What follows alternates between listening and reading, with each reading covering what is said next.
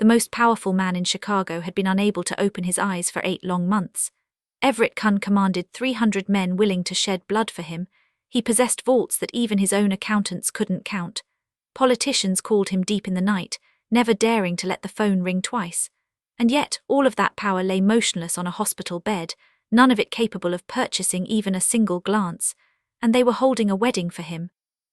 In the private Kunn family chapel, in the trembling light of candles, a 27-year-old woman stood silently beside the hospital bed that had been rolled to the altar. The wedding dress she wore had been bought secondhand for $19. Just 2 nights earlier, she'd slept curled up in a broken-down car in the parking lot of a roadside diner. Along the dark wooden pews, men in black suits didn't even try to hide their mocking laughter. Some even raised their glasses right there in the sanctuary, because this wedding wasn't arranged to bless anyone, it was arranged to humiliate. The one pulling the strings wanted the entire criminal underworld to witness it with their own eyes. Chicago's untouchable king was now only fit to be bound to someone picked up off the sidewalk. A living corpse married to a homeless woman. He'd calculated everything: the marriage certificate, the signatures, the bride's silence, bought with payment for her sick mother's medical bills. There was only one thing he hadn't accounted for. When the young woman leaned down to place the ring on her unconscious husband's finger, her gaze didn't linger on his face.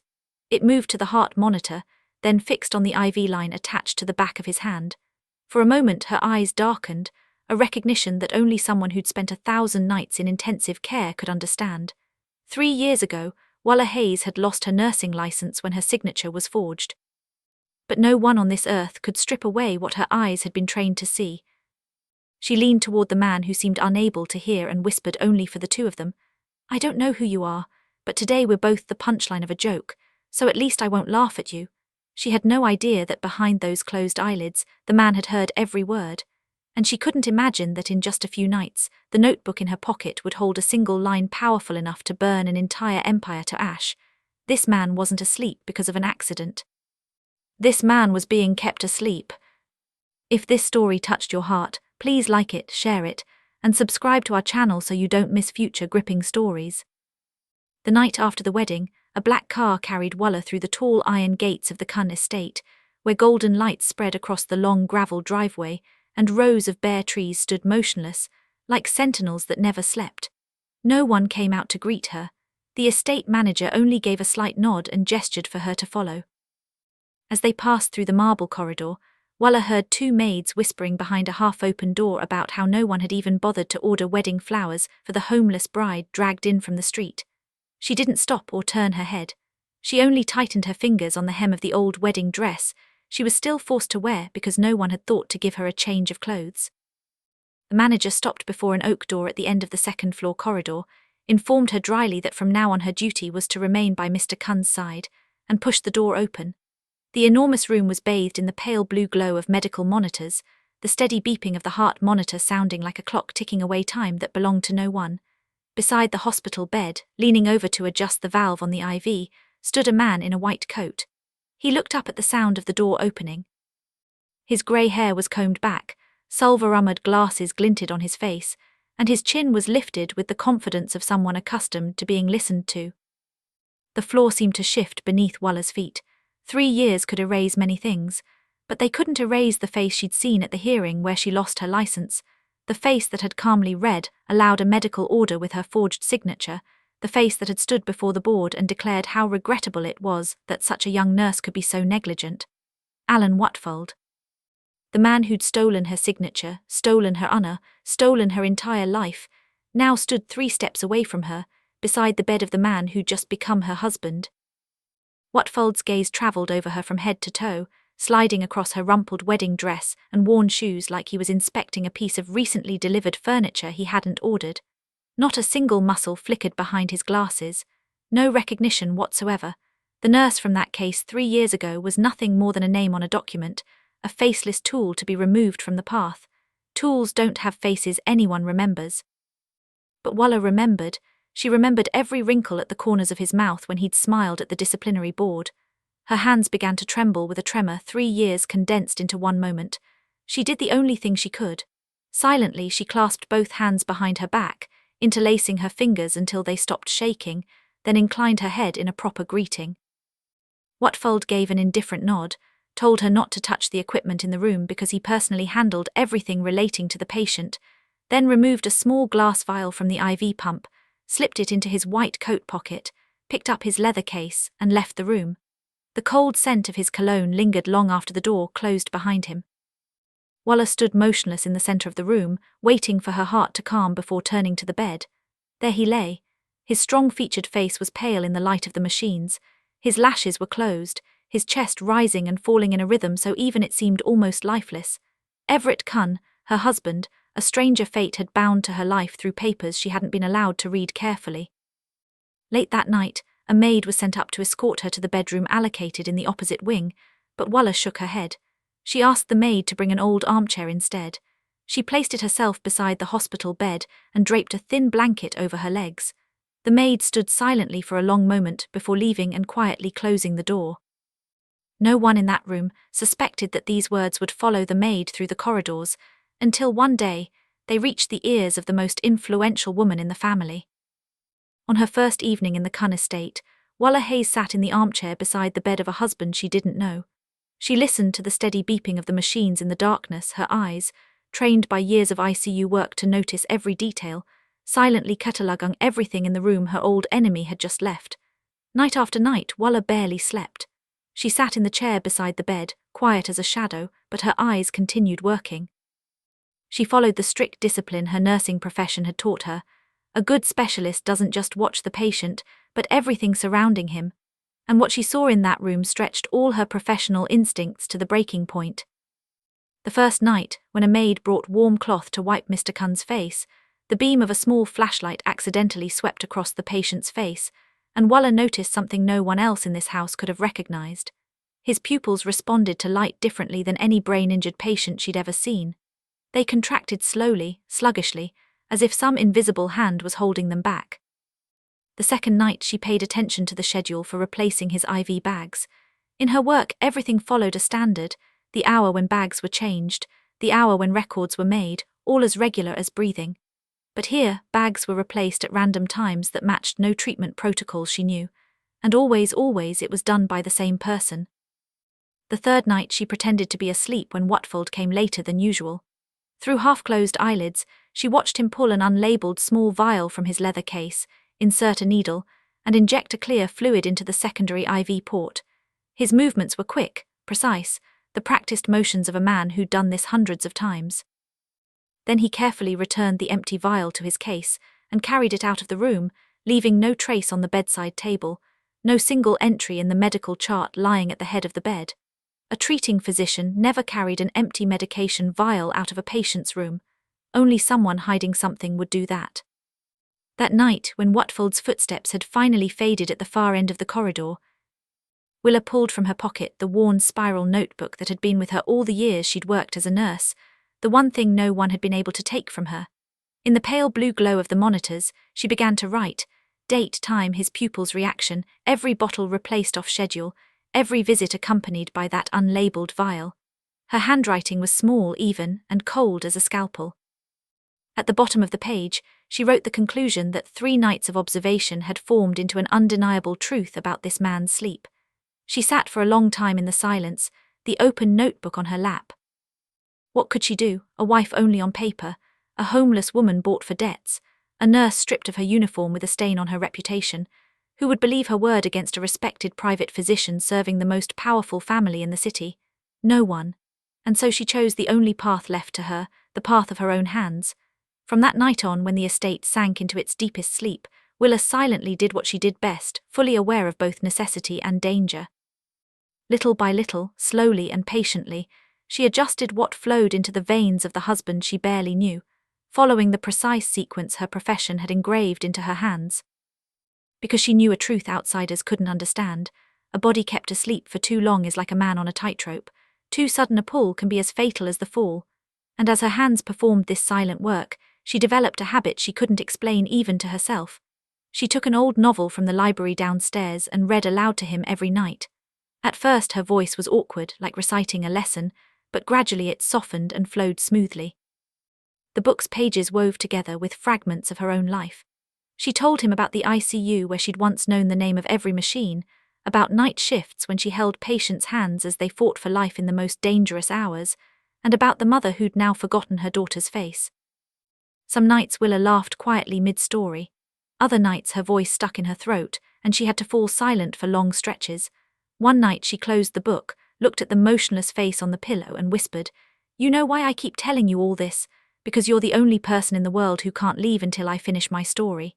She adjusted the edge of the blanket, rested her head against the back of the chair, and fell asleep without noticing.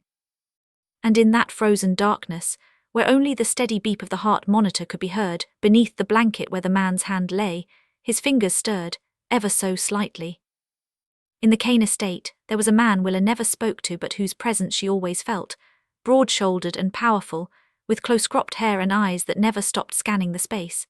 A man who appeared in corridor corners at the most unexpected moments. One maid had told her his name was Jonas Marek, head of security, who had served Mr. Kane from the very beginning. But since his master had been confined to bed, Jonas had gradually been pushed aside, excluded from meetings, banned from the second floor, denied access to everything important, like an old wolf driven from the pack. Willa didn't know that the wolf had never stopped watching. And on his list of suspicious events, which he'd been silently documenting for weeks, the new bride stood at the very top. A woman bought as an object of mockery, yet she refused the warm bedroom to sit every night in a room filled with medical machinery. A homeless stranger who looked at the IV vials with the gaze of someone who could read the language written on them. Nothing unsettled a man trained to protect more than someone whose behavior didn't match the image he'd created. And then came that night, very late, when the estate had fallen silent and Jonas was making his rounds on the second floor. He saw a thin strip of light seeping through the half-open door of the sick room. He moved closer and peered through the narrow gap, and every muscle in his body tensed. The woman was standing before the medication cabinet by the bed, her hands quickly removing a vial from the IV stand, moving with such speed and precision that a chill ran down his spine. The door swung open. Jonas stepped inside and closed it behind him with one clean, silent motion. His right hand rested on the pistol grip at his hip. He didn't draw it, he just left his hand there like a command waiting. His voice was low and sharp. "Put down the vial, take 2 steps back and tell me who sent you." The air in the room seemed to thicken. The heart monitor continued its steady beat between 2 people staring at each other through the darkness. Willa didn't scream. She didn't step back or raise her hands. She slowly set the vial on the bedside table. Then she did something Jonas didn't expect. She pulled the spiral notebook from her pocket, laid it on the table and slid it toward him. "If you want to arrest me," she said with a strange calm that was almost unsettling. "But before you do, take this vial to a lab that Dr. Whitfield can't buy, and then decide who in this house really deserves the handcuffs." Jonas studied her for a long moment, then looked at the notebook. The hand resting on his pistol slowly relaxed. He flipped through page after page. Small neat lines recorded dates, times, symptoms, visits with that unlabeled vial. It read like an indictment written by the most patient hand he'd ever seen. He closed the notebook, took the vial and left the room without a word. 2 days later, at the same late hour, Jonas returned. He stood in the doorway with a sealed envelope in his hands, his expression that of a man who'd just read something that had shattered the world he thought he knew. An independent lab across town, one the Kane family's money could never reach, had given its answer. The IV vial contained something that had no place in any treatment plan for a man meant to wake up. Jonas walked to the bed and looked at the motionless face of the one he'd sworn to serve until his last day. Then the old soldier slowly dropped to one knee and bowed his head before his master, as if reaffirming his oath a second time. Rising, he turned to Willa. And for the first time since the night they'd faced each other, there was no suspicion in his eyes. Something else had taken its place, something heavier and darker. "There's something you should know, madam," he said, barely audible. The night of the accident, Mr. Kane was on his way to a meeting no one in this house knew about. The man who arranged the meeting said he would deliver evidence directly into Mr. Kane's hands, and that man died before the meeting could take place. Willa looked at him, feeling frost creep up the back of her neck, because she understood that the pit whose bottom she thought she'd finally seen was far deeper than she'd ever imagined. And there, in the darkness of that room, among 3 people, one of whom still slept, the first unspoken alliance of this war was quietly born. Several days later, for the first time since the wedding, Willa was summoned to the large study on the first floor, where she came face to face with the man who'd bought her entire life with a stack of unpaid debts. Sterling Kane sat behind a walnut desk as wide as a small car. His expensive grey suit fit perfectly on a man who'd never done a day of physical labour in his life, and his smile was the kind that had been rehearsed too many times before a mirror. Beside him stood a thin man in glasses clutching a document-swollen briefcase, introduced as the family notary. Sterling gestured for Willa to sit and said in a voice sweet as honey that it was time for a devoted wife to take on a little more responsibility for her husband's family. Just a few documents to sign so she could manage what he called minor affairs on her spouse's behalf. The notary spread a thick stack of papers across the desk, and while he prepared them, Willa heard Sterling lower his voice and say something he believed an uneducated little waitress couldn't understand. "Let all the authority pass through this girl's name first. Once the papers are ready, my dear cousin can depart whenever he wishes." The words fell into Willa's ear like a sliver of ice slipping down her collar.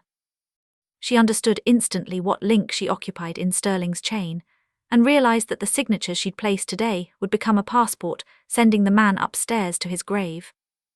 And so Willa Hayes, a woman who'd once read medical charts as thick as dictionaries and could quote them word for word, suddenly became the most clumsy, ignorant country wife this office had ever seen.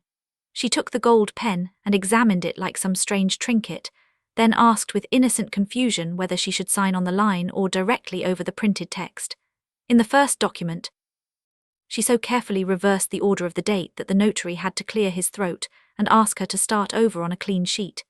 In the second, she made an error in her middle name, writing it with the wrong letter, then widened her eyes and explained that her teacher had always punished her for such mistakes in childhood.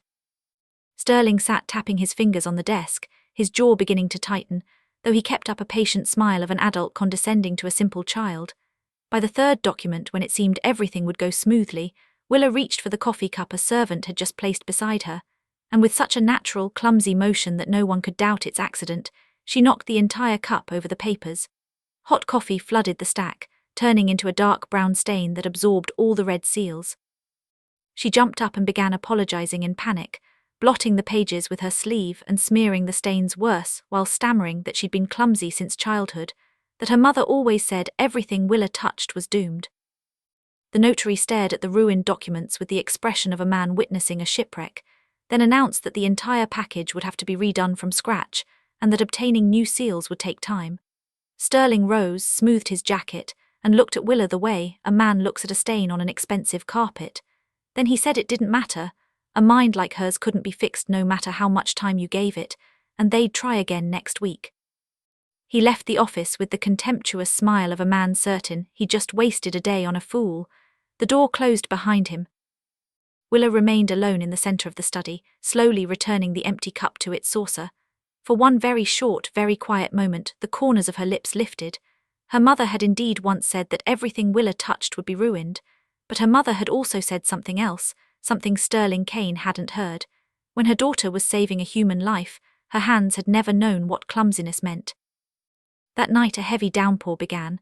The last storm of the season crashed against the estate's tall windows. Thunder rolled in the distance and the whole house seemed to shrink in fear of the darkness. Willa barely slept all night, finishing her final observations for the day in her notebook.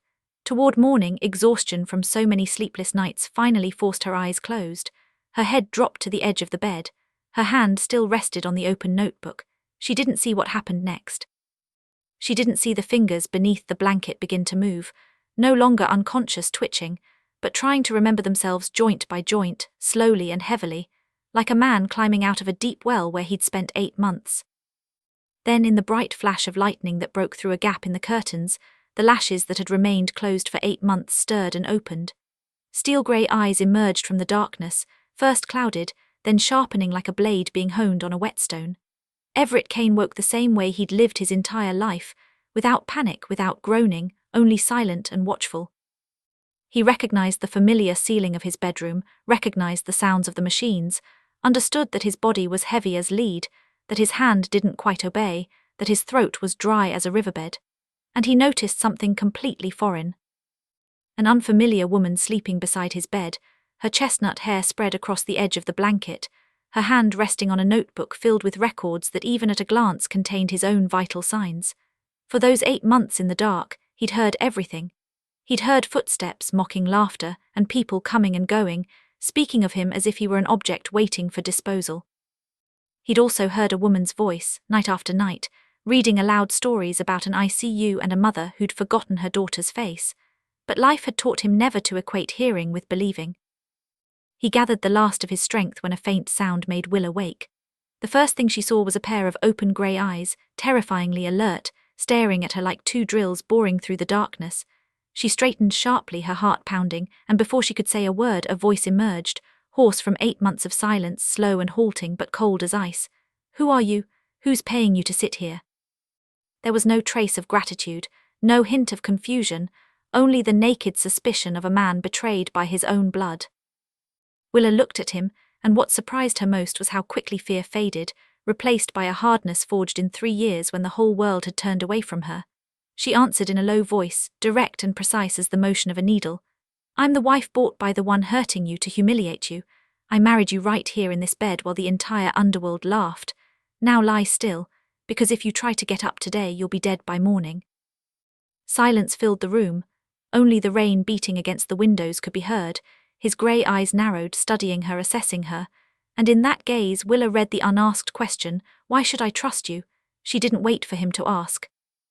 She opened the notebook, flipped the pages before his eyes, and in the brief, dry language of someone who'd spent 1,000 nights at hospital bedsides, explained everything about that unlabeled fluid being infused into his body on schedule, the man in the white coat who always brought the vial and carried away the empty container, the IV solutions she'd secretly changed for weeks to bring him back centimetre by centimetre, the lab results that couldn't be bought with any money in this family, and the head of security who'd knelt at his bedside in this very room.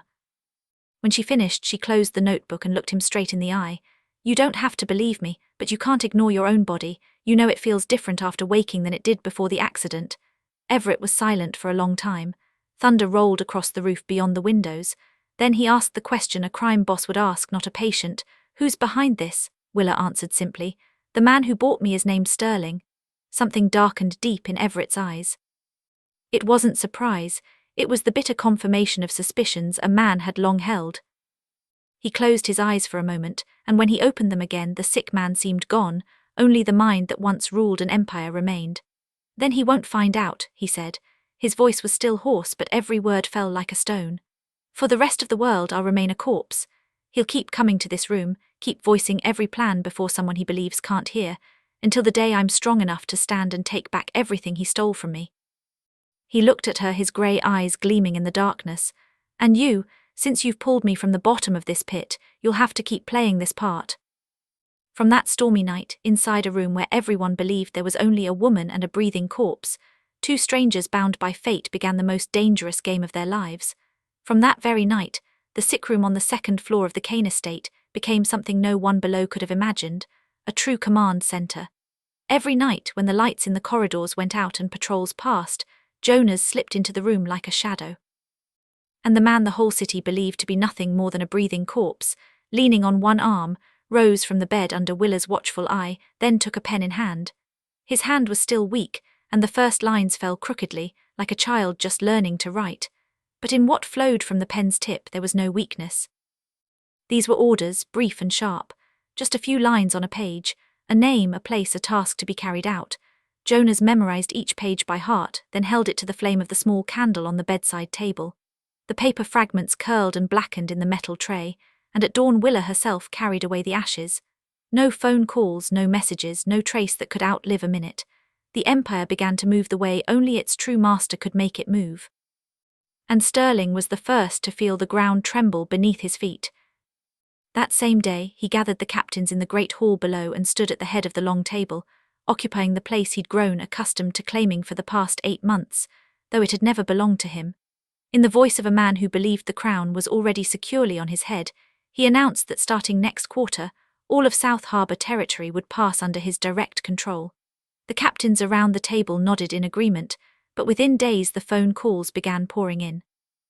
Old Castellana, who controlled refrigerated transport routes and had worked with the Kane family since Everett's father's time, called with impeccable politeness to say his family wished to postpone all new agreements due to certain internal affairs. When Sterling pressed him for details, a long silence hung on the line before the old man, answered that there were winds only sailors who'd spent their lives at sea could smell. Then he hung up. That same week, one of Sterling's shipments became hopelessly stuck in customs inspection. All documents were in perfect order, down to the last seal, but no official would sign the clearance. The port chief simply shrugged and said if the system said wait, then Sterling would have to wait. 3 container ships stood in the yard under the rain like 3 iron coffins packed with Sterling's money, rotting a little more each day. But the blow that froze his blood was the last one, and it wasn't meant for him. Gareth, the loyal lieutenant who'd followed Sterling from the very beginning and knew more secrets than anyone else, stepped out one morning to find a neatly placed white envelope, no markings, on the hood of his personal car in his own locked garage. He tore it open right on the driveway. Inside was no letter, no photograph, no bullet, only a tiny object that rolled into his palm. A black suit button with a thread still attached to it. Gareth's hand trembled. In the world where he'd spent nearly his entire life, everyone had heard stories of Everett Kane's habit from the days when he still handled matters personally. Before punishing a traitor, the boss always sent him a button. No note, no threats, only a silent message the entire criminal world knew by heart: I still see you. That day Gareth called in sick, and from then on answered Sterling's calls more slowly and less often, like a man quietly retreating from a house about to collapse. Sterling stood in the nearly empty meeting hall, listening to reports of partners withdrawing, shipments stuck in port, and a trusted lieutenant who'd suddenly become a stranger. The rage he'd held back for days finally erupted. He swept a crystal glass off the table, shattering it against the wall and scattering shards across the carpet, while his roar shook the wooden doors. Who's doing this? A corpse can't reach out from the grave. That cry reached the second floor and seeped through the narrow gap beneath the door of the quiet sick room, where the heart monitor continued its steady beep, beat after beat, and in the bed at the center of that room, the motionless corpse suddenly opened his eyes. Steel grey and utterly unreadable, they stared quietly at the ceiling through the darkness, patient as a predator counting each step of its prey toward the edge of the abyss. Alongside the orders that turned to ash each night, another battle unfolded in this sealed room, quieter and in some ways even more brutal, the battle of a man against his own body. 8 months of stillness had drained Everett's strength as thoroughly as threads pulled from a piece of fabric, and Willa understood better than anyone, if this Mafia boss was ever going to stand and reclaim his empire, the road back would have to be rebuilt brick by brick, one muscle fiber at a time. And so began the secret nightly training sessions. When the door was bolted and the curtains tightly drawn, she positioned a chair for support, offered her shoulders as parallel bars, and guided his every movement with the calm, uncompromising voice of someone who'd led countless patients down this same hard road. Bend your knees. Shift your weight to your heels. Exhale as you rise. That first night when he managed to stand on his own, the whole room seemed to hold its breath. 3 counts, only 3 short counts, before his knees buckled. But in those fleeting moments, Willa saw a fire in his grey eyes that no medication could extinguish. There were nights when he fell, truly fell, his whole body collapsing onto the carpet. Professional instinct made her lunge forward with outstretched hands, but he stopped her with such a sharp look that she froze mid-step. He pushed himself up from the floor and slowly, grain by grain, pulled himself upright. Sweat beaded on his forehead. Each breath was heavy with effort. Only when he managed to sit on the edge of the bed did he speak, in a hoarse but steady voice. I've spent my whole life getting back on my feet alone, but this is the first time someone was standing there when I fell. Willa didn't answer. Some words didn't need a reply. They only needed someone to stay in the room, and she stayed. So it continued, night after night. 3 counts became 10. 10 became a full circle around the bed. His steps went from unsteady to slow, then from slow to gradually more confident. Outside, the seasons changed quietly. The rains grew rarer, giving way to the dry cool of early winter creeping through the window cracks. And then one night, during a break in their exercises, Willa came out of the bathroom with a warm towel and froze in the doorway. Everett sat on the edge of the bed in the small circle of lamplight, and in his hand was an old folding knife with a wooden handle polished smooth by years. He was turning it slowly in his fingers, not the way a man considers how to use it, but with the distant touch of someone reaching for something very far away. She asked quietly what it was. He was silent for so long she thought he wouldn't answer. Then his voice came, low and steady, directed not at her but somewhere beyond the tightly closed curtains. It's the only thing my mother left me.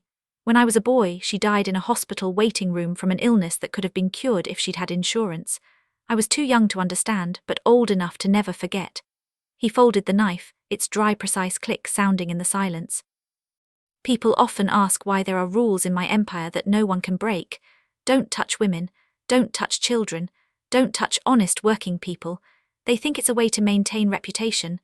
No one knows those are 3 lines I wrote for someone who can no longer read them. Willa stood there as the warm towel slowly cooled in her hands, and suddenly she understood something she hadn't been able to explain all those nights. She understood why sometimes in the middle of training she'd catch a strange look from this Iron Man, as if the way she wiped sweat from his forehead, helped him up, and carefully monitored every reading was something unbearable for him. Because after 8 months of lying in darkness and listening, after weeks of vigilance and care, this man was being tended every night by a nurse the world had stripped of her uniform, giving him exactly what the world had once denied his mother. Willa walked over, placed the towel beside him, and said very quietly that his mother would surely have been proud of those 3 rules. Everett looked at her, and something softer than lamplight flickered in his steel-grey eyes, but his voice remained direct and sharp as a blade. Don't misunderstand me, Willa. I'm not a good man. I'm only a bad man trying to be worthy of a good woman. He put the knife in the bedside drawer, gripped the edge of the bed, and rose to his feet. Alone, he resumed his unfinished journey, each step more confident than the last. In a room where no one outside the door knew the Kane family's corpse was learning to walk again toward the light, the most influential woman in the Kane family finally appeared. Maeve Kane, 78, with silver hair pinned in a high bun and a black cane with a silver handle, returned to the estate after a long seclusion. And the first thing she did wasn't ask about business. Instead, she summoned the maid who'd once been assigned to the 2nd floor, and listened as she recounted every detail about the wife brought into the house for her grandson, without even deigning to ask Maeve's opinion before the wedding. She heard about the armchair by the sickbed, heard about the nights spent reading aloud, and heard, word for word, that very phrase about a man and a safe that knew how to breathe. Maeve was silent for a long time.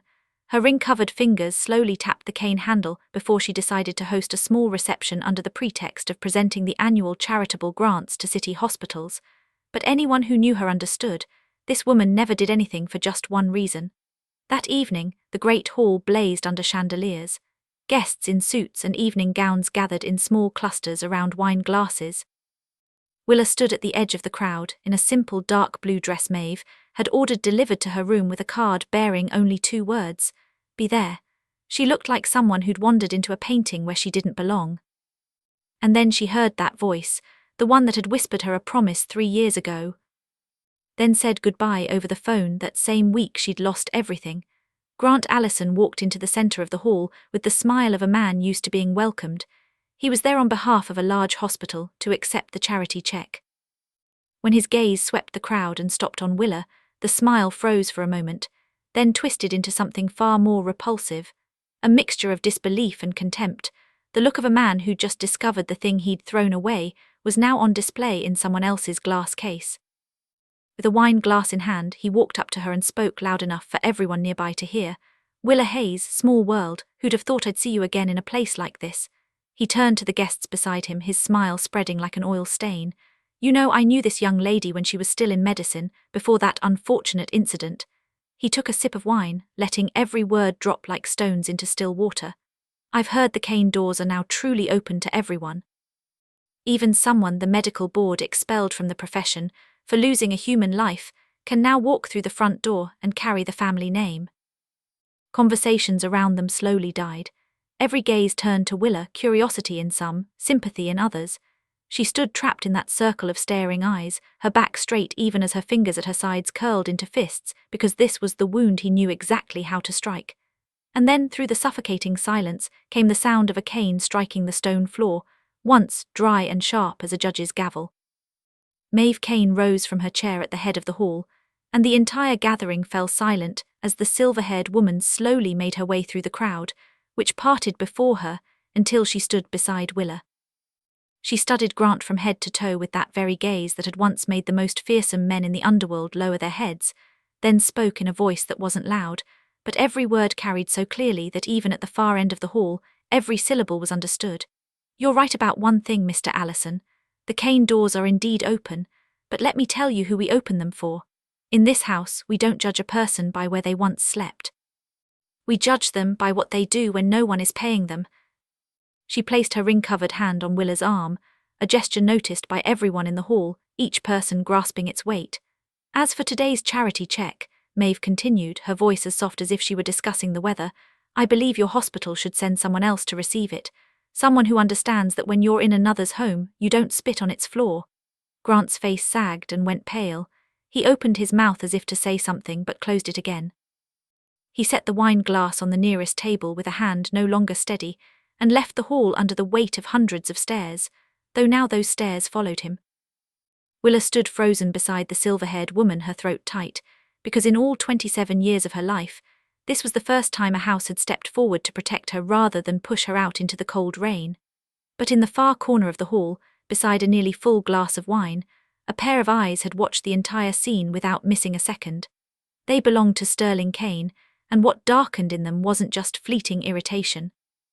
It was the look of a gambler who'd suddenly realized the pawn he'd bought and brought home for mockery was slowly becoming the one piece the entire board had decided to protect.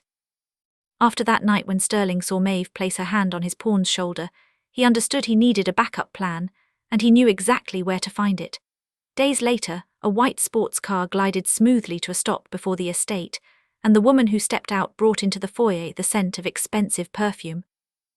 Her shining blonde hair fell in sculptural waves over the shoulders of a fur coat, and her high heels clicked across the marble floor with the confident rhythm of someone who seemed never to have left. Camilla Dune, a name every longtime servant in the estate remembered. She was the former fiancée who'd once worn Everett Kane's engagement ring, the woman who'd returned it by mail just weeks after that fateful night on the overpass, when doctors said his chances of waking were as thin as paper. Sterling personally escorted her to the second floor, and they entered the sick room with the ease of people confident the only witness was a heart monitor.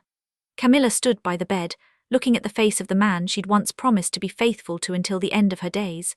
Her sigh sounded like an actress rehearsing before a mirror. Poor Everett, you faded so much. She leaned down to adjust the pillow under his head, her pearl-tipped nails gliding through his hair with millimeter-perfect tenderness. Then she turned to Sterling and got straight to business, her voice stripped of all sweetness. Tell me directly, why did you call me back?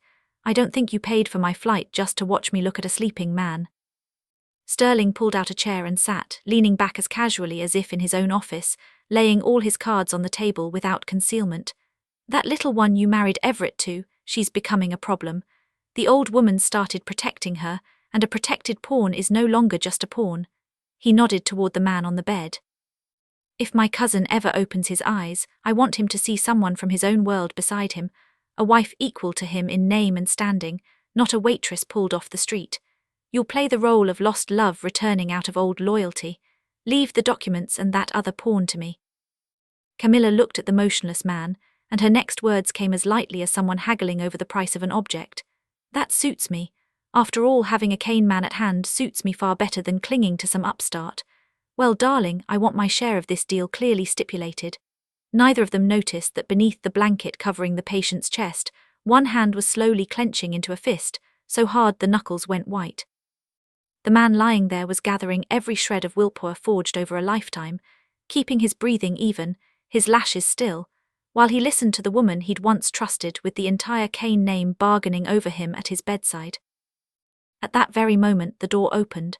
Willa entered with a tray of medications and froze for a second at the sight of the blonde leaning over her husband's bed. The woman's hand still rested casually on the IV tube, as if she were gently adjusting it. Sterling's mouth twisted into a smirk as he made the introduction in a voice deliberately sharpened to wound. This is Camilla, the woman who was meant to be mistress of this house. You two should get acquainted. Camilla looked Willa over from her worn shoes to her simple dress, then gave a quiet, contemptuous sniff through her nose. Willa set the tray on the table, and when she spoke, her voice was utterly level. I don't care who she is, but she just adjusted the IV wrong, which insults my professional competence. Please leave, the patient needs rest. Camilla froze as if drenched with ice water, and Sterling, with a dry chuckle, pulled her toward the door, but Willa wasn't watching them leave.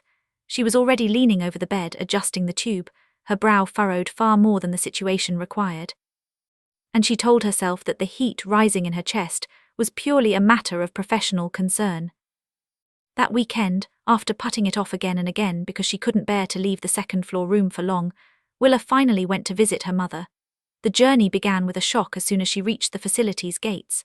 The clerk at Cedar Grove found Ruth Hayes' record, looked up, and informed Willa that her mother had been transferred several days earlier to Willow Springs, the city's best memory care facility. Willa had once only dreamed of glimpsing it through the white fence as she passed, like a person watching a life that would never belong to her. She asked who had arranged the transfer and whose name stood on the payment documents. The clerk flipped through the folder and shook his head. All expenses had been covered by an anonymous trust fund, no address, no name mentioned. The whole bus ride to Willow Springs, Willa sat with her hands tightly clasped, unsure whether to feel relief or fear. In the world she now lived in, nameless gifts were often chains wrapped in floral wrapping paper, but all her defenses crumbled the moment she stepped into the sunlit garden of Willow Springs and saw her mother.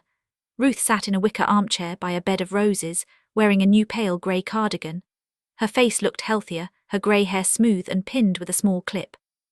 And she was humming an old melody pulled from scattered fragments of memory. Willa sat beside her, and as always Ruth turned to look at her with the clear, kind gaze reserved for a pleasant stranger, then smiled and greeted her as a nurse. Willa stayed with her mother all day, listening to scattered stories without beginning or end. When the sunlight turned the colour of honey, Willa noticed a long dry scratch on the back of her mother's thin hand, probably from a rose thorn. Following an instinct long since ingrained in flesh and blood, Willa pulled from her bag the small antiseptic bottle and roll of bandages she always carried. She gently took her mother's hand, treated the scratch, then wrapped it in white bandage, making perfectly even circles, not too tight, not too loose. Her fingers moved with the practiced softness of flowing water, and in that moment the weak hand suddenly turned and gripped her palm tightly. Willa looked up. Ruth's clouded eyes were staring straight at her, and in them, like a lamp suddenly lit behind a thick wall, something that had been lost for a very long time appeared. "Willa," her mother's voice wavered, but every word was clear. "Your hands still don't shake." Time stopped. Willa sat completely still, afraid to breathe, afraid even to blink, terrified that the slightest movement might extinguish this fragile light, and whispered, "Mama, it's me, I'm here." But the light lasted only a few heartbeats. The awareness in Ruth's eyes slowly faded. The thick wall closed again, and she patted the white bandage affectionately, smiling warmly. "Thank you, nurse, you're so skilled. My daughter used to wrap bandages just as beautifully." Willa stayed with her mother until a staff member came to take Ruth to dinner. She kissed her silver hair, reminded her to stay warm, then walked out into the empty corridor. Where no one could see her, she leaned against the white-painted wall, covered her face with both hands and wept, the sound locked deep in her chest, the cry of a daughter whose mother had said her name for the first time in all those years, even if only for a few short heartbeats. That night back in the second-floor room, when the estate had fallen asleep and only the small bedside lamp burned, Willa settled into her usual chair and told everything to the man resting with closed eyes after their exercises. She told him about the sunlit garden, the grey cardigan, the scratch and the white bandage. And when she came to the words, "Your hands still don't shake," her voice broke, forcing her into a long silence. She couldn't see how, in the shadow beyond the lamp, the man's hand had gripped the edge of the blanket so hard his knuckles went white. The next morning, Willa found Jonas at the end of the corridor and asked him directly where the anonymous trust fund had come from. The old soldier said nothing, only looked toward the sickroom door. She understood everything. That night when they were alone in the room, she stood by the bed, looked at the man propped against the pillow and asked one question: "Why?" Everett studied her for a long moment in the dim golden light before answering, his voice low and slow. "Because for the past 8 months, you've been the only person who walked into this room without trying to take something from me." All through the cold months in the Kane estate, there was one person Willa was always quietly grateful to: Dorothy, the housekeeper, a woman in her 60s with a ring of keys at her belt and kind eyes behind her glasses. From the very first day, she was the only one who'd quietly leave dinner for Willa on evenings she forgot to eat, bring a warmer blanket when the weather turned, and call her "my child," instead of using the tone people reserve for something they've bought. Willa didn't know that one afternoon this kind woman stood in the dark corner of the kitchen with trembling hands, telling Sterling Kane what she'd overheard from the maid assigned to the second floor, that Mr. Everett's face had looked strangely flushed lately, and his monitor readings seemed inexplicably good for a man who'd been paralyzed for 8 months. Dorothy hadn't wanted to tell him, God knew she hadn't, but on the other end of the line was a man who held the debt note for her adult son's foolish and heavy debt, borrowed from people no ordinary man should ever owe. Sterling had bought that debt long ago, the way he bought any chain that bound another person, and attached a simple message: "Stay in the estate, tell me everything, and your son keeps both legs to keep working and support his wife and children." Dorothy's report struck Sterling's mind like a drop of ice water on a skillet of hot oil. He told no one, but the next night he came to the second floor alone, and personally turned the sickroom door handle at the hour when he knew Willa would be downstairs for warm water. The quiet room greeted him with the familiar steady beep of machines. Sterling stood by the bed for a long time, staring at his cousin's closed eyes, and a serpent of suspicion began coiling in his mind. He leaned down, lifted Everett's right hand from the blanket, held it in the air, then let go. The hand fell back onto the mattress, heavy, limp, lifeless, exactly as a hand should fall from someone unconscious. But Sterling wasn't finished. He pulled a chair to the bed and sat. His gaze slowly traveled across the patient's face, closed lashes, throat, every muscle in his jaw, patient as a hunter watching prey that might only be playing dead. Then he did the cruelest thing a man with Cain blood could conceive. He leaned so close his lips almost touched the ear of the man lying there, and in the softest, quietest voice, the kind used to soothe a child before sleep, whispered, "Cousin, I have news for you. That girl Willa, she ran into trouble yesterday. She didn't make it." The room remained perfectly still. Then on the monitor beside the bed, the heart rhythm, which had been steady, faltered for one beat before beginning to climb.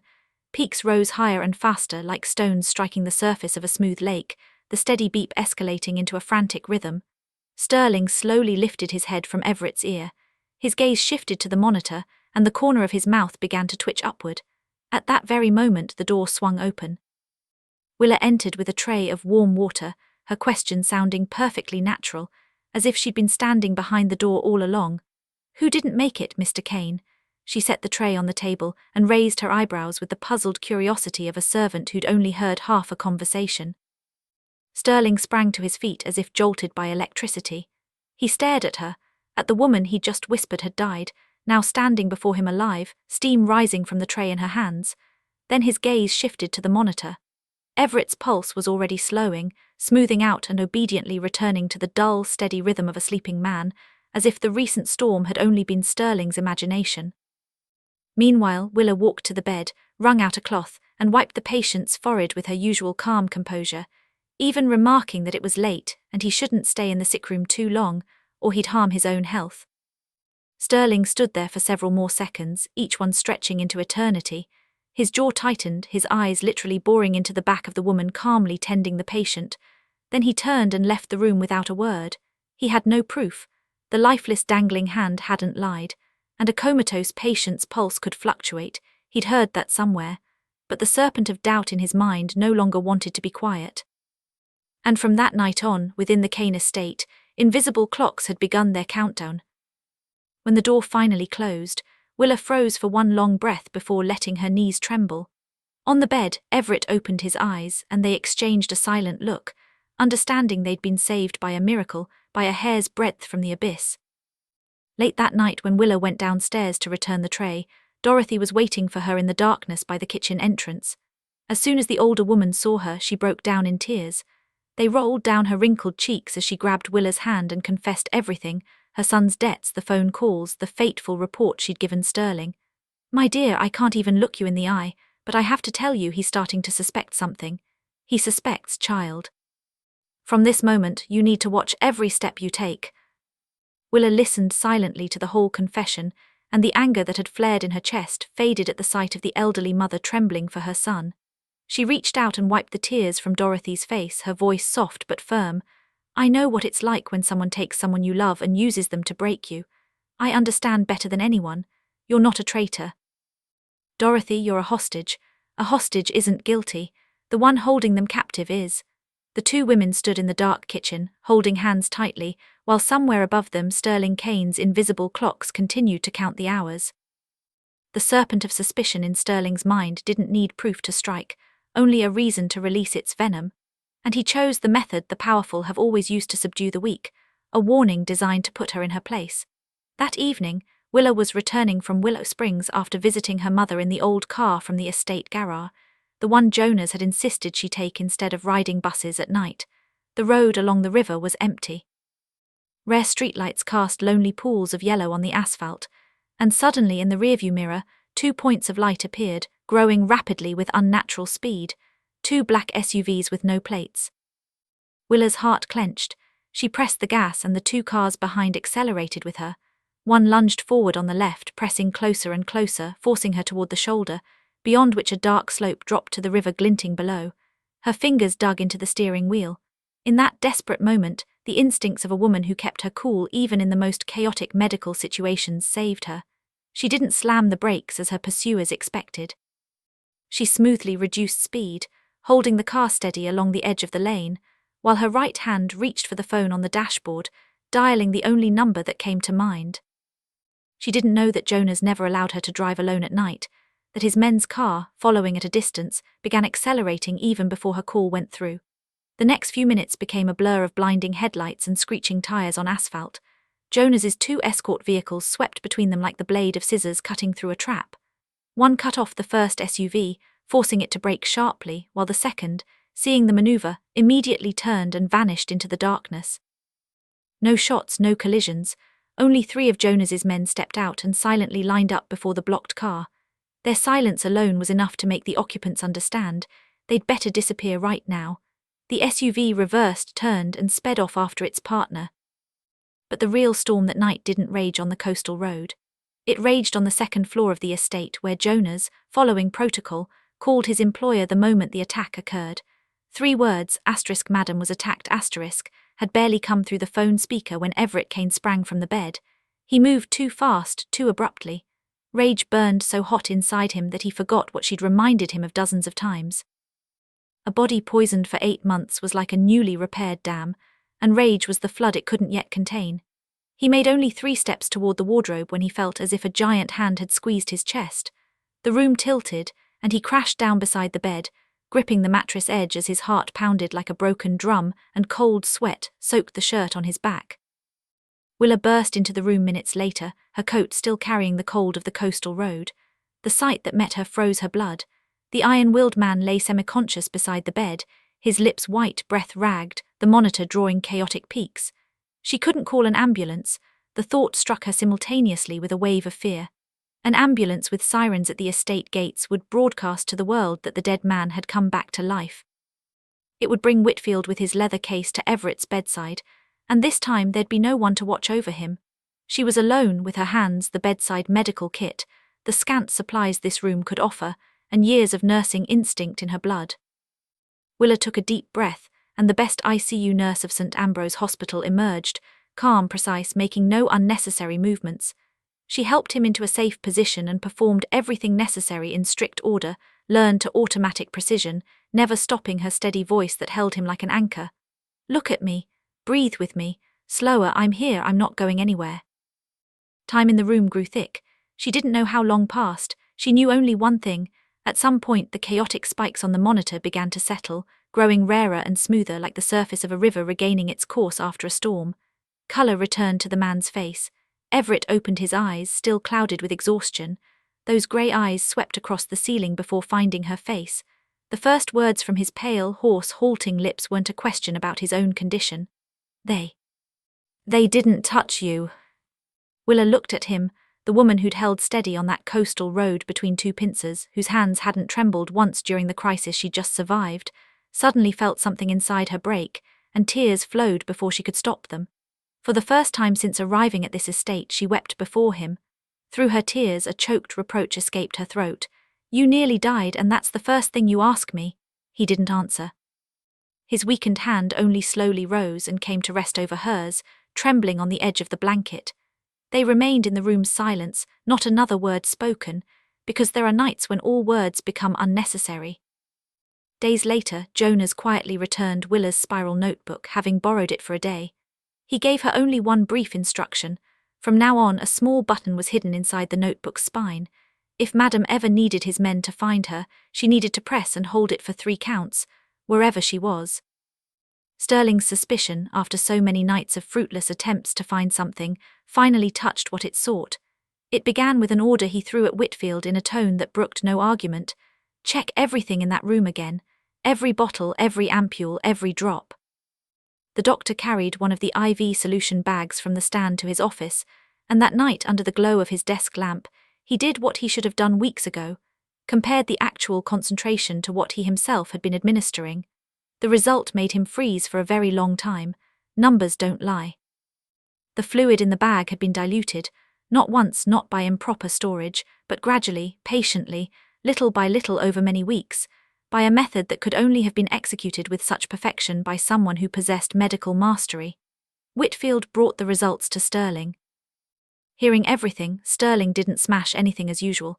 He only went still, quiet and frightening, like a snake before a strike. Then he ordered his men to dig up every document on this fake wife, year by year down to the roots. Everything he'd been too lazy to spend time on, because he'd never believed anything worthwhile could be found about a waitress who'd slept in a broken-down car. That night the study table was buried in folders, and Sterling sat among them, his face growing darker with each page. Willa Hayes had graduated college with honours. She'd once been an ICU nurse at St. Ambrose Hospital, valued by colleagues for the steadiest hands in critical situations, until she lost her licence after an incident that had been closed with suspicious haste. With his own hands, he'd chosen as an object of mockery the one woman in the entire city who could have seen through his game. He threw his head back and let out a dry, empty laugh that echoed through the empty study, the laugh of a man who'd just realised he'd put a knife in his enemy's hands himself. The laughter stopped as abruptly as it began. He'd made a decision. No more delays, no more waiting for approval papers. One final dose, masked as heart failure in a body that had been still too long, quiet, convincing, without unnecessary questions. But for the curtain to fall as it should, he needed a signature, the wife's signature on a document to cease treatment, a document that would turn death into a merciful family decision and make the woman herself a willing accomplice, fixed on paper. He called Whitfield and told him to prepare, adding a phrase that sent a chill down the doctor's spine. This time, don't carry the empty ampule home. Make it so clean he looks like he just fell asleep. That same night, a floor above, the woman who knew nothing of the papers on the study table sensed something was wrong. The instincts of someone who'd balanced too long on the edge between survival and collapse needed no reports. Willa noticed the small things others missed, how Whitfield averted his eyes when they met, how he visited the sick room less often, as if waiting for something, and how the servants downstairs fell silent when she entered the kitchen. The atmosphere in the estate had become like the air before a storm, so heavy she could hear her own breathing. One night, when Everett was fast asleep after their exercises, Willa stayed alone by the nightlight and opened her spiral notebook. But instead of her usual records of his vitals, she took out a clean sheet and began to write, slowly and carefully, like a person tidying a house before a long journey from which no return was promised. On the first page, she detailed the process of withdrawing the medication step by step, each milestone, so any nurse could continue where she left off. On the next page was the address of Willow Springs, the name of the care coordinator, her mother Ruth's favourite food, her habit of sitting by the rose bushes on sunny days, and a plea that someone would visit her, even if she no longer recognised anyone. Willa reached the last lines, and her hand hovered for a long time before touching the paper. I never told him that the nights in this room were the first in 3 years I felt like a nurse again, when I felt like myself. If I don't come back, tell him he owes me nothing. I was the one saved. She folded the letter in 4, tucked it between the pages of the notebook, carefully closed the spiral binding, and sat in the circle of warm light, listening to the man's even breathing on the bed blending with the winter wind outside. She didn't know the storm she was preparing for would arrive far faster than she thought. It came at dusk in the form of a text message from an unknown number claiming to be a notification from Willow Springs. Ruth Hayes had taken a turn for the worse. She'd been rushed to a medical centre near the South Harbour. An address was provided. Willa's heart dropped to her heels, but even in panic the cold mind of a nurse worked in time. Something was wrong. Willow Springs always called directly, they didn't send texts. And no legitimate patient transfer would take an elderly woman to a warehouse district. She called back, no answer. Called Willow Springs, the line was suspiciously busy. It was the cruelest trap. If the message was false, she'd walk into an ambush. But if it was true and she delayed, her mother would be left alone in trouble. Faced with such a choice, a daughter never has the right to choose the safer path. Willa threw on her coat, and before leaving she did 2 lightning-fast things. She sent Jonas a message with the address, then slipped her finger into the notebook's spine, pressed the hidden button for 3 heartbeats, tucked the notebook into her inner pocket and ran out. She didn't know that at that very moment across town, two groups of dockworkers had started a brawl at the East Harbour, where the Kane family's most important warehouses sat. Jonas and all his best men were already there, pulled into that conflict before her message could reach him. Sterling's pieces had been placed exactly where they needed to be at the appointed hour, like a chessboard prepared before the game even began. The address led Willa to an old metal warehouse in the middle of an abandoned industrial zone. The iron door was slightly ajar, with a sickly yellow light seeping from inside. The moment she crossed the threshold, she knew her suspicions were confirmed. No ambulance, no mother. Only Sterling Kane, seated at a bare wooden table in the center of the warehouse, one leg crossed over the other, while four men stood around him like concrete pillars. Behind her, the door clanged shut.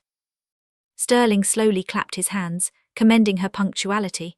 Then he pushed two items toward her: a check for an amount that would give her and her mother a comfortable life anywhere in the world, far from this city, and a prepared document titled * consent to the withdrawal of all medical intervention, with a blank line at the bottom. He spoke in the insinuating voice of a man granting mercy. "Sign it, take the check, and disappear. Your mother will want for nothing, and my cousin will go quietly like a last breath. Everyone wins." Willa looked at the paper for a long moment, then took it in both hands and, before the eyes of 5 men, tore it in half. The dry sound of ripping paper echoed through the warehouse. "I lost my entire life because of someone else's forged signature," she said clearly. "I'm not going to return it with a real signature that kills someone else." Sterling's face darkened. He stood, lifted his chin, and the 4 concrete pillars began to move, closing a ring around the lone woman. Willa retreated toward the shelves. Her mind raced for an escape, and she did the only thing an unarmed person could. She began to talk. She asked Sterling how he planned to explain her disappearance, reminded him that Maeve had seen her alive, and wondered if he truly believed the mercenaries in this warehouse would stay silent about their involvement. Each question was a stone thrown in his path to buy a second, and another, and another. At that same moment in the estate, Everett Kane was tearing through the second-floor room, searching for any clue. His hand found the notebook that had fallen from Willa's pocket by the chair leg, and a folded letter slipped from its pages. He read it in the back seat of a car racing through the night, read the medication withdrawal instructions written for whoever would remain after her, read the notes about a mother sitting by rose bushes. And when his eyes reached the last lines, *I was the one saved*, the man of steel who made all Chicago tremble squeezed his eyes shut for a moment. He crumpled the letter and threw only 2 words at the driver: "Faster."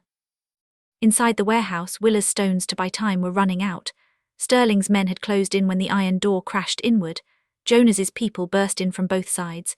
The attack was lightning fast. All 4 were on the floor before they could react. And then, silhouetted in the doorway against the headlights, a man stepped into the warehouse. Step by step, slowly and confidently, he walked across the cold concrete floor. The sound of his footsteps rang through the empty warehouse like a metronome. Everett Kane walked into the heart of the warehouse on his own 2 feet, standing straight, as if he'd never spent 8 months confined to a bed. Sterling staggered backward, his face whiter than the paper Willa had torn, his lips moving soundlessly. What came toward him wasn't a man, it was a corpse he'd kept sedated for 8 months, and now that corpse was walking straight at him. Sterling collapsed onto the concrete, not because anyone had touched him, but because his own knees had given way before the living nightmare. Everett stopped before the kneeling man and looked down at him. His voice carried through the dead silence of the warehouse, so cold it seemed to freeze the 4 metal walls. "My code has 3 rules. You broke every one of them, and you dared to touch my wife." Everett straightened, not deigning to give Sterling even a glance. He turned to Jonas, who had just arrived, and gave a short order before walking toward Willa. "Take the one who tried to run her off the road that night to our men at the port. Tell them what he did." No one asked unnecessary questions. There was no need. 3 days after that night in the warehouse, a scene unfolded in the main hall of the Kane estate unlike any these walls had ever seen. The full family council had been summoned, uncles, elders of the bloodline, shareholders bearing the Kane name, filling 2 long rows of chairs. Maeve sat in the place of honor, her silver-handled cane resting on her knees. At the center of the hall stood Everett Kane on his own 2 feet, before faces still shocked by his return from the dead. Beside him was Willa. Sterling was brought in last, and the man who'd been on his knees that night now held his head high. A cornered snake always saves its venom for the final strike. He didn't wait for accusations. He attacked first, his voice ringing through the hall. "You want to find the one who poisoned Everett? Here it is." He threw a folder onto the long table. This nurse had her license revoked after she killed a patient at St. Ambrose Hospital. A woman convicted of criminal negligence was allowed to sit at his bedside for 8 months, personally preparing everything that went into his body. Do you believe her, or what's written here in black and white? A murmur ran through the rows, and every gaze turned to Willa, suspicion in some, doubt in others. Maeve slowly raised her hand, calling for silence, then spoke in a voice that favoured neither side. Tonight, every piece of evidence will be placed on this table. In my house, no one is condemned on empty words alone. Jonas stepped forward first. He laid 2 things on the table: the independent lab results confirming the substance in the IVs and its gradual reduction in concentration, and Willa's notebook, opened before the council. On every page were recorded dates, hours, and the smallest changes in Everett's condition, perfectly matching the lab data. It was a diary, as Jonas explained, that no poisoner in the world would keep themselves while helping their victim cleanse their body of poison. Then from her place at the end of the hall, Dorothy rose. Her knotted hands clasped tightly, and the housekeeper confessed everything before the entire family: her son's debts, the calls she'd been forced to make, and the man who'd planted her in the house as his eyes and ears. She pointed directly at Sterling, tears streaming down her wrinkled cheeks. The woman he calls a poisoner is the one who forgave me when she learned I was his hostage. Silence fell over the hall. Maeve closed her eyes for a moment, her fingers gripping the cane handle. Sterling gave a bitter laugh and changed tactics. Fine, then let's talk about her right even to be here. He laid out the second expert report and their marriage certificate, a forgery. The groom's signature had been written by someone else. That meant this woman had never belonged to the Kane family for a single day. She had no right to stand in this hall and certainly no right to anyone's protection. Whispers rose again, and this time Everett himself stepped forward. He took the report, examined it, and did what no one expected. He nodded. Yes, this document is fake. You forged it to tie her to your humiliation game. He laid the paper on the table, turned to the council, and spoke in a deep voice that reached every corner of the hall. The nights she stayed awake watching my heartbeat weren't fake. She stayed in that room for 8 months, not because any piece of paper bound her to me. Think carefully. What makes a person a true member of the Kane family? A genuine marriage certificate with a false heart, or a false certificate with a genuinely loving heart? No one answered because the answer was already hanging in that silence. Everett turned back to Sterling, his grey eyes darkening. Now let's move to the final matter, the one you thought you'd buried 3 years ago. He signalled, and Jonas laid the last folder on the table, its pages yellowed with age. The patient who died at St. Ambrose Hospital 3 years ago, whom the medical board had believed Nurse Willa Hayes killed, was named Harold Fisk. The elders in this hall surely remembered that name, the longtime chief accountant of the Kane Empire, the man who'd suddenly resigned and soon after been hospitalized. He was the very man who, on the night of Everett's overpass accident, had been planning to hand him proof that money was being siphoned from the company. Chairs scraped back with a crash, someone cried out, and the entire hall seemed to stop breathing. Everett stepped toward the man whose face was rapidly paling. You hired Whitfield to silence Fisk in his hospital bed, then pinned it on an innocent nurse to close the case. 3 years later, you hired Whitfield again to keep me a vegetable, and dragged a woman off the street to make her a laughingstock without even bothering to find out who she was. Everett stopped directly before Sterling, leaning close, each word falling like a stone. Fate didn't bring her here, you did.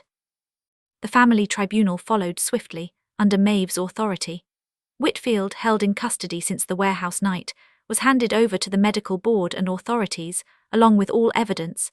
Sterling was stripped of all positions and shares. His name was erased from the family registry, and he was forbidden forever from setting foot on any property bearing the Kane crest.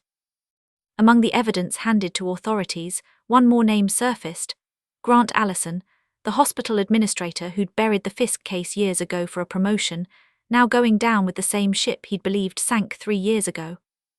When the storm subsided and the Kane estate returned to its usual life, Everett summoned Willa to the study one evening. On the walnut table where so many intrigues had been woven, that evening lay only 2 items, a large envelope and a small leather-covered box. He pushed the envelope to her first. Inside were documents confirming the marriage certificate had been invalid from the start, along with a bank card and papers for a small apartment already in her name, enough for her and her mother to start a new life anywhere they wished, without debts, without obligations, without a single thread connecting her to the Kane family. Willa looked up at him, unable to believe it. Everett spoke in a low, measured voice, a man who'd thought long about every word. You walked into my life. No one asked if you wanted it. They bought you, placed you beside me, and decided your fate as if you were a thing. Now I'm returning your freedom of choice. The gates are open. The car is waiting. If you want to leave, no one in this house, including me, has the right to hold you back even a step. Silence filled the room, broken only by the soft crackle of wood in the fireplace. Then he pushed the leather box toward her. And this belonged to you before you ever knew the Kane name. Willa opened the lid and her hands froze on its edge. Inside was no jewelry, no diamond ring. It held a nursing license in the name of Willa Hayes, fully reinstated by the medical board after the St. Ambrose case was reviewed, and an official declaration of her complete innocence to be sent to every hospital in the state. Her name was clean again, unsullied, just as her hands had remained clean through those 3 years when the whole world had doubted her. Tears fell onto the document before she realized she was crying. She pressed the box to her chest for a very long time, then looked at the man waiting for her answer across the table. He looked like a man who, for the first time in his life, wasn't sure how things would end. She set the envelope confirming her freedom on the table and gently pushed it back toward him. Her voice trembled with emotion but rang clear. Keep this, because the one who's chosen to stay doesn't need a ticket out. The wedding took place in early spring, right in the family chapel, but this time there were no flickering candles, no mocking laughter. White flowers adorned the pews, and the people sitting there had come to offer their blessings from the heart. Maeve sat in the place of honor, her silver-handled cane beside her, her eyes shining with rare tenderness. Jonas stood straight in his black suit by the first pew, and Dorothy was wiping tears before the bride even appeared. In the very first row, in a neatly draped pale grey sweater, Ruth Hayes sat under the watch of a personal nurse. Her clear eyes wandered around the chapel like a kind guest who'd somehow found her way to a celebration. When the great doors swung open and Willa entered in her white dress, walking between the pews to the sound of gentle music, Ruth turned to look at her like everyone else. And then, just as the bride passed the first row, a miracle occurred, the kind her cruel illness sometimes granted as a brief moment of mercy. The cloudiness in Ruth's eyes suddenly vanished. She leaned forward, took the bride's hand and called her in a voice that rang clear and whole. My Willa. The whole chapel fell silent. Willa knelt by the pew and pressed her mother's hand to her cheek. And for those few short heartbeats, mother and daughter looked at each other with all the years they'd never lost. Before the altar, when it came time to exchange vows, Everett held his bride's hand. The man who'd never bowed his head to any power in the city spoke the simplest words of his life. Our first marriage was an act of humiliation, devised by someone else. This marriage is a choice I make myself, with eyes you helped me open again. From this day until the end of my life, I choose you, consciously, with open eyes. That night when the celebration had ended and the estate sank into its first peaceful sleep in years, Everett returned to his room alone. He opened the bedside drawer and took out the old folding knife with the wooden handle, polished to a gleam by time. He held it in his palm for a long time under the bedside lamp. Then he opened a small wooden box on the mantel, gently placed the knife inside, closed the lid, and turned out the light.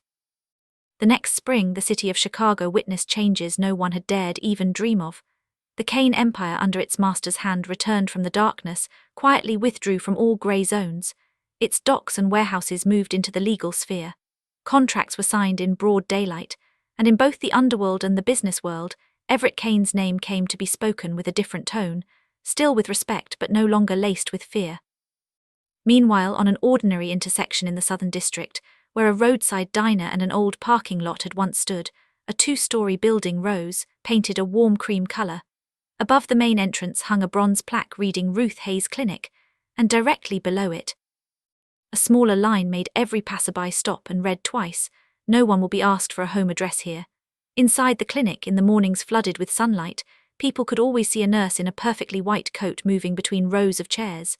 Her chestnut hair was neatly pinned up, her quick hands never trembling. Willa had put the uniform back on, the calling of her entire life, and this time no one could ever tear it from her shoulders. Dorothy, with her familiar ring of keys at her belt, became the devoted clinic manager, greeting every visitor with a warm smile from behind her reading glasses. The kindness she'd once given had returned to her as a place where that kindness could continue spreading far beyond her. And the most beautiful sight unfolded in the evenings, when golden sunlight filled the waiting room with warmth and laughter. Willa would kneel to be at eye level with a young patient who'd just finished an examination, stick a cartoon bear sticker on the back of a tiny child's palm, and make the clinic ring with joyful laughter. Every morning when neighborhood children passed by, they'd wave and call out cheerfully, "Nurse Willa." For her, these sincere, innocent greetings were worth more than all the wealth of an empire. Sterling Kane chose a homeless woman to prove that every person has their price. He was right, but not in the way he believed. A person's value was never defined by where they slept the night before. It was shown in what they chose to do when they thought no one was watching. This story ends with a truth both simple and profound. Kindness needs no home address, no title, no certificate. A person the whole world turned away from can still save the most powerful of all. And true love isn't about binding each other with scraps of paper, it's about giving each other back the freedom to choose.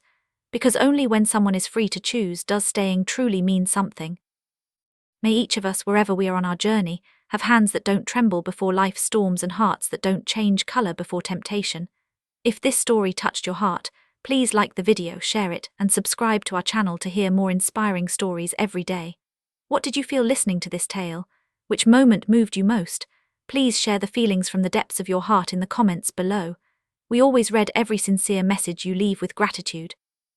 Thank you for staying with this story to the very last words. We wish everyone watching this video strong health, a joyful life, and days filled with peace and serenity. Goodbye and see you in the next video.